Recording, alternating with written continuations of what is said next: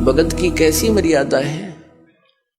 भगत और जगत का आपस में मतभेद सदा से रहा है। इसका कारण क्या है? इसका कारण यह है कि भगत की परंपरा मर्यादा जगत से भिन्न बन जाती है और जिन परंपराओं को लेकर वो पहले समाज में चल रहा था, इतने वजन को उठाकर इस भक्ति मार्ग पर प्राणी चल नहीं सकता। जैसे कोई यात्री है, यात्रा कर रहा है, वो पहले ही सोच लेता है आवश्यक वस्तुएं ही लेकर साथ चलूं, अधिक गठड़ी उठाने सफर नहीं कर पाऊंगा, उसको अंडरस्टूड होता है। तो वो ज्यादा नहीं बांधता, एक थैला छोटा सा काख में टांगा, आवश्यक वस्तु डाली और सफर पर चल पड़ता है। जो भक्त बन गया वो परमात्मा के मिलने वाले मार्ग पर चल पड़ा, और जो भक्त नहीं बना वो वही बैठा अपने घर पे, वो उस वस्तु को प्राप्त नहीं कर सकता। तो उसकी मर्यादाएं कुछ अन्य हैं, उनसे हटकर हम अपने सीमित करके इस सफर पर चल सकते।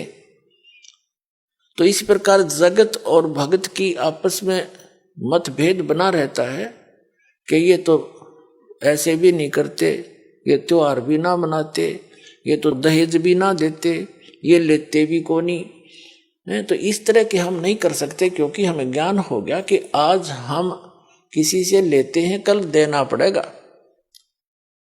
तो क्यों सिर में दर्द करे फिर देने के लिए? जैसे आज कोई रिश्वत ले रहा है किसी से, 5,000 10,000 20,000 ले ली, और वो उसने देनी पड़ेगी फिर उसको आगे चल के अगले जन्मों में। अब परमात्मा आदरणीय गरीबदास साहब जी कहते हैं, तुमने उस दरगाह का मैल नहीं देखा और धर्मराज के तिल तिल का लेखा। बता, कहते तुम इसलिए गलती करते हो, तुमने वो स्थान ना देखा जहां पर फैसले होते हैं इस भगवान के सत्र के। तुमने उस दरगाह का वो मैल नहीं देखा, धर्मराज के तिल तिल का लेखा। ये बालकों का खेल है। एक तिल यानी एक जरा सी भी कोई आपकी वस्तु है, आपस में वो लेन देन किसी भी जन्म में हो, चाहे 1000 जन्म के बाद हो, आपकी वो पूरी करनी पड़ेगी। आज कोई रिश्वत ले रहा है, अगले जन्म में वो दामाद बनकर लेगा उसका और पैसा ले जाएगा, और फिर मृत्यु हो जाए मन माने, वो पैसा भी गया, लड़की दूसरी जगह ब्याहनी पड़ेगी। तो टूट गया कहर उसके ऊपर। हमारे सामने जितनी भी ये आपदाएं आती हैं, ये पिछले संस्कारों से हैं। इसको समझने के लिए एक उदाहरण है। हम इतने गिर चुके हैं, इतना सतर गिर गया हमारा, हमने सिर्फ ये संसारिक भौतिक सुख दिखाई देते हैं, नथिंग एल्स। और इनके पाने के लिए, यहाँ की सुख की फोकट महिमा बनाने के लिए हम कुछ भी आगा पीछा नहीं देखते। एक व्यक्ति का विवाह हुआ, एक पुत्र उत्पन्न हुआ, उसकी पत्नी की मृत्यु होगी, उसने दूसरी शादी की, 10-12 वर्ष के बाद दूसरा पुत्र हो गया, वो स्वयं भी मर गया, उसकी पत्नी भी मृत्यु को प्राप्त होगी। अब बड़े लड़के का विवाह हो चुका था, छोटा भी बालक था, 10-12 वर्ष का, 13 वर्ष का। तो क्या हुआ, वो छोटे वाला बीमार पड़ गया। बीमार हो गया तो उन्होंने कुछ थोड़ा बहुत ट्रीटमेंट करवाया, फिर किसी ने बताया कि इसको वहां ले जाओ, हफ्ता 10 दिन वहां रखना पड़ेगा, कितने पैसे लगेंगे, 500 रुपये का खर्चा होगा। उसमें 500 रुपये आज के 5 लाख से भी ज्यादा समझ लो। तो उन्होंने विचार किया कि 500 रुपये वहां लगा देंगे, और फिर इसने ये मृत्यु को तो निकट है, ये मर जा तो बढ़िया, सारी संपत्ति इसकी हमारे नाम आवेगी, काम आवेगी। यानी 10-15 एकड़ जमीन थी उसकी, उसके हिस्से की। उस लालच में उन्होंने के स्कीम बनाई, एक डॉक्टर से बात करी, वैद्य से, कि वैद्य जी तो ऐसे ऐसे कर दे, ये बीमार तो है ही, किसी को पता भी नहीं चलेगा। वो भी लालच में डूब गया। 500 रुपये उसने 100 रुपये लिया, जैसे भी लिया, और उसको विष दे दिया बच्चे को, वो मर गया। मर गया तो कुछ दिन के बाद वो तो खुशी का ठिकाना नहीं, किसी को पता चला नहीं। रास्ते का रोड़ा भी निकल गया उनके सोच से। फिर बताते हैं कि उनका बच्चा लड़का हो गया 1 वर्ष के बाद। अब खुशी का ठिकाना नहीं, पाला पोसा, उसका विवाह कर दिया। 16 जल्दी विवाह कर देते थे, तो 12-13 वर्ष के का, 15-16 वर्ष का जब वो लड़का हो गया, बीमार हो गया, संतान कोई थी नहीं, इतना बीमार हो गया कि अपने पुत्र को उन्होंने जहां भी जिसने बताया, झाड़ फूक करने वाला या कोई वैद्य डॉक्टर, सब जगह ले गए। वो जमीन भी बेच दी, आधे से भी अधिक, और उसको कोई आराम होने का नाम नहीं।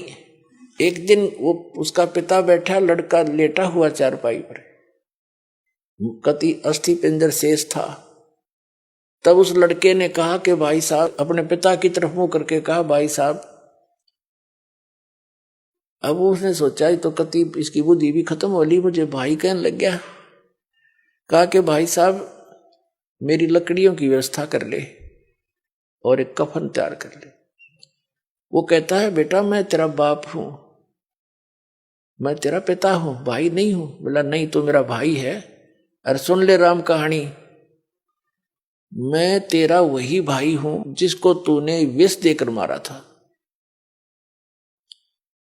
और किस लालच में कि यह संपत्ति तेरे नाम हो जाएगी। यह संपत्ति भी मेरी आली सारी तूने बेच बेच के मेरे ट्रीटमेंट पर लगा दी है।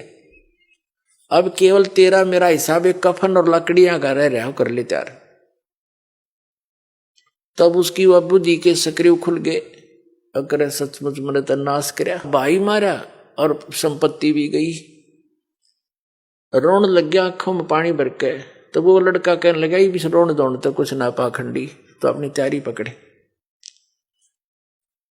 अब उसने उस समय विवेक आया कि भाई ठीक है, जैसा इस नीच ने करया, मेरे तो आगे आगी। इबोर तो संतान मेरा हो को नहीं, इकलौता पुत्र था, तो मरेगा, मेरा तो वंश नष्ट हो गया। जिसा मैंने किया ठीक मिला मुझे तो।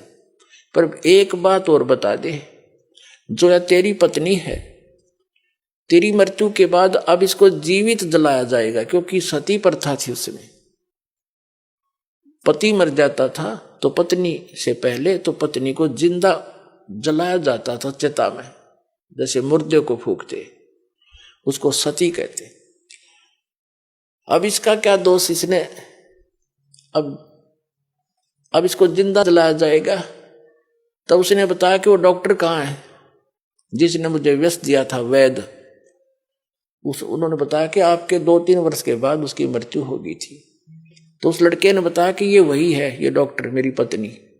अब यो भी भोग लेगा अपने करे हुए को। तो पुण्यात्माओं, ये भले ही आपने कथा लगती हो, पर विधान है परमात्मा का। यो तुमने उस दरगाह का मैल नहीं देखा, और धर्मराज के तिल तिल का लेखा, एक एक पाई पाई का हिसाब होगा वहां पर।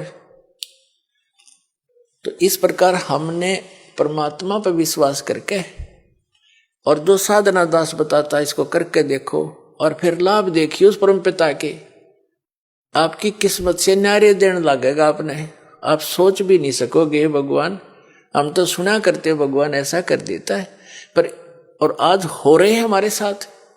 आपके कई दिन में समझ में नहीं आओ यू हुआ कैसे, यू कार्य कदे सोच भी ना सकते, यू तो किसी तरह भी होने का नहीं था, और ऐसे कर देगा आसानी से, आप सोच भी नहीं सकते।